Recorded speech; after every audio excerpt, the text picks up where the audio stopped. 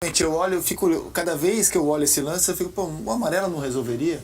Foi juvenil, ele não pode, mas assim, eu acho que a gente tá premiando a esperteza do Kahneman, que dá uma simulada, como se tivesse levado um soco, uma agressão, e foi assim, pela imagem, parece que encostou o dedo no rosto. Mas eu tô sozinho aqui, PC. Tô aqui só pra tumultuar, que eu tô sozinho aqui. Não, eu também acho, que é um exagero o vermelho. Embora a gente tenha visto no campeonato lances parecidos assim vermelho e lances assim amarelo. O problema, eu insisto, é o critério. A gente não sabe o que um juiz... É sempre o critério daquele juiz, não há uma padronização. O juiz André Rizek vê uma coisa, a árbitra Jéssica vê uma coisa. Fala pro árbitro, o senhor tem certeza, não quer dar uma olhada? É isso que eu acho, assim. A gente não tem uma padronização. O árbitro mesmo aqui é o PC Oliveira. É isso. E ele vai trazer a luz da regra e a análise que ele faz da regra e da aplicação da regra hoje em Porto Alegre. PC, boa noite, bem-vindo ao Troca. Boa noite, Rizek, Jéssica, Érica. Boa noite para todo mundo que está em casa. Acho que o debate é ótimo, é excelente, principalmente quando a gente fala o que o Érica está citando bastante, a questão de critério, né? De impacto no rosto do adversário.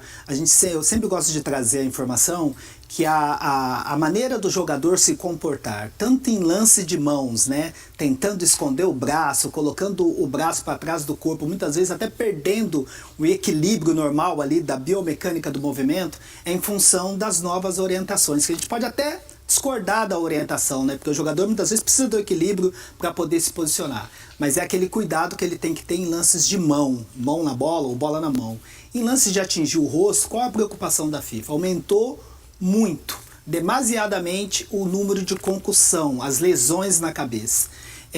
E aí veio a recomendação para os árbitros para eles terem mais rigor com todo tipo de impacto na cabeça. O que precisa ser observado sempre? Primeiro, a questão se há ou não disputa de bola. Isso é fundamental e para mim é o ponto-chave em relação à ação do Carlinhos. Se há ou não disputa de bola. Outro detalhe que os árbitros observam é a questão de gesto adicional. Se ele está naquele movimento disputando a bola ou se após a disputa da bola ele tem uma ação adicional. Qual que é o risco que ele leva para o adversário? Nem todos os contatos no rosto serão faltas, inclusive. Pode ser que o jogador está disputando com a posição, com o braço numa posição normal, mas ele está disputando a bola, como o lance de ontem, que eu acho que é até legal para a gente fazer a comparação. Se o contato do Matheus Martins no Kahneman tivesse sido naquela primeira ação dele, que o braço está abaixado e ele está disputando a bola, e ele é mais alto do que o Kahneman, e tem um contato ali no Kahneman, normal de uma coisa, né? do Cano, que o Kahneman está sempre nas polêmicas, né? A gente vai chegar no Kahneman. Seria absolutamente normal. Por que passou a ser falta e pênalti no jogo de ontem não marcado? Porque depois que ele tem o domínio da bola, ele teve uma ação adicional no rosto do Cano. Mas aquele lance não seria para vermelho? Para mim, amarelo, porque ele tem uma ação adicional, mas não tem a ação do gatilho para dar a cotovelada. Ainda ele tem a atenuante da questão da bola, da questão que está disputando a bola, apesar de ter sido um gesto depois que ele tem a bola dominada. Mas ela não é, de certa forma, mais agressiva do que o tapa do Carlinhos hoje no rosto? Aí entra a sutileza da regra, né? Porque você sempre terá uma atenuante quando você está disputando a bola. Gente, teve um tapa, eu não consigo ver esse tapa. Não, o tapa que resvala, pega a eu vi ele tentar tirar a mão e assim, mas enfim, a unha talvez tenha dado um arranhão no Kahneman. E a gente chegando agora no lance de hoje, eu acho que assim, para mim o ponto fundamental da expulsão é a questão. Claro que teve uma valorização do Kahneman. O Kahneman é um jogador experiente, que gosta desse contato, que busca contato. É um jogador chato, né? Vamos falar o português claro, que é chato, que agarra segundo os adversários. Malandro da bola, né? Malandro. E o Carlinhos ali, acho que se deixa levar aí por essa ação do Kahneman. E aí não tem disputa de bola. Quando não tem disputa de bola, o rigor é maior, o jogador passa sim a assumir o risco pela sua ação.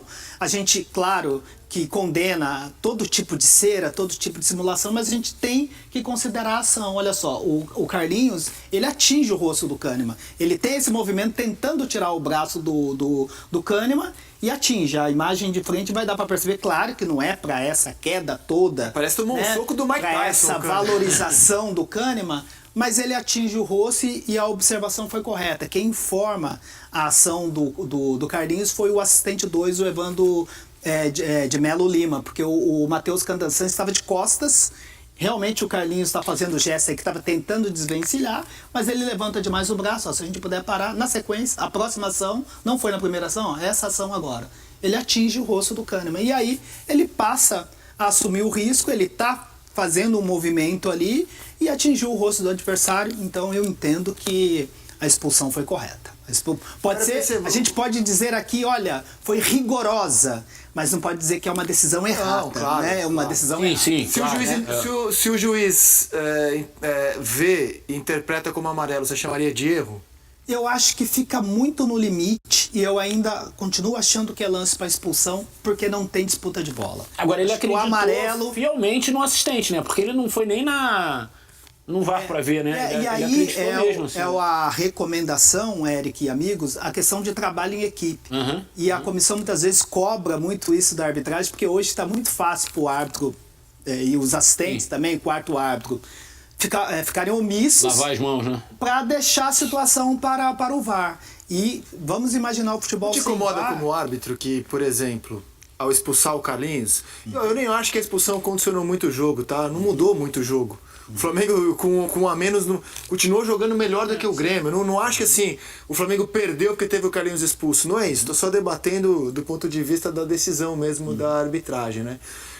Você como árbitro não fica assim com uma sensação, pô, eu estou premiando a cera, a simulação, a esperteza do Kahneman, porque ele claramente quis tirar vantagem da cena, o Kahneman, né? Você não acha que tem esse outro lado também, você premiar um jogador que está fazendo uma simulação? Eu acho que tem esse outro lado de você ter uma atenção. E aí já esse trabalho, inclusive, começa antes do jogo, né? Porque quando você vai atuar, você tem que conhecer as características dos jogadores, dos treinadores, a maneira como eles se comportam. E aí, por isso a gente sempre fala da questão da arbitragem preventiva. Você, quando vai atuar num jogo que você tem o Kahneman, você tem o Gustavo Gomes, você tem o Verratti, que são o David do Vasco, que são jogadores que gostam de contato, que usam o braço, você não pode ficar esperando a situação acontecer. E a recomendação para esse tipo de jogos que envolve esses jogadores é você trabalhar, é fazer o trabalho preventivo, é chamar a atenção o tempo todo, é se mostrar presente, não só nos lances de escanteio, como também nas ações ali durante o jogo, porque os instrutores sempre falam, principalmente os mais experientes, mais antigos, falam assim, ok, você tomou a decisão e mostrou o cartão vermelho, mas o que você poderia ter feito antes para poder evitar? Então aí entra a experiência, entra o trabalho preventivo, entra você estar atento o tempo todo, antes que aconteça a situação. Quando ocorre a situação, mesmo com a valorização do Kahneman, a gente não pode descartar, né, a ação do Carlinhos, que é uma ação fora da disputa de bola. Bom, Porque eu acho que esse lance, ele vai ficar agora marcado, assim, qualquer lance parecido com esse já vai gerar debates de comparação, assim, né? Qualquer mãozinha que tiver no rosto de algum adversário, mas aquele lance lá foi para vermelho, esse lance não é. Esse aqui, o meu ponto é sempre esse, a questão a gente não tem uma uniformidade no critério. É muito o critério pessoal do árbitro. Talvez se fosse outro assistente, falasse pro árbitro assim, eu acho que vale amarelo aí, não é para vermelho. Então acho que fica muito personalizado o lance sem uma uniformidade. E o Kahneman, cara, ele simula tanto que ele salta, assim, ele dá um salto para trás, assim, como se o soco tivesse tipo um desenho animado de herói, assim, no Kahneman, o soco foi tão forte que o Kahneman dá um salto para trás. Essa diferença de critério é o que faz todo mundo se sentir lesado o tempo todo, né? Todo mundo se sente... Gente, vocês viram aí, né? A respeito da expulsão, acho que deveria ser expulso mesmo que seja simulação do Cano. Teve a tentativa de dar um tapa e até resvalou, né? No caso, não adianta passar o pano aí, não. Eu só achei errado porque não chamou o VAR. Acho que deveria chamar o VAR para olhar. Expulsação não, aí já seria outro caso, né? Voltando ao assunto da derrota do Flamengo também, o Tite já demonstrou aí que realmente tá cagando pro Campeonato Brasileiro. Ele deveria colocar pelo menos um time mais ou menos, não colocar o time C. Já que fosse para colocar o time C, colocar o moleque do Sub-20 todinho, pronto. Fica inventando um ou outro não. E isso aí já tá feio já. Diretoria velha frouxa fica mantendo esse cara ruim aí. É isso aí, galera. Vamos... Minha opinião é essa aqui. Comenta aí o que vocês acham. E até o próximo vídeo. Tchau, tchau.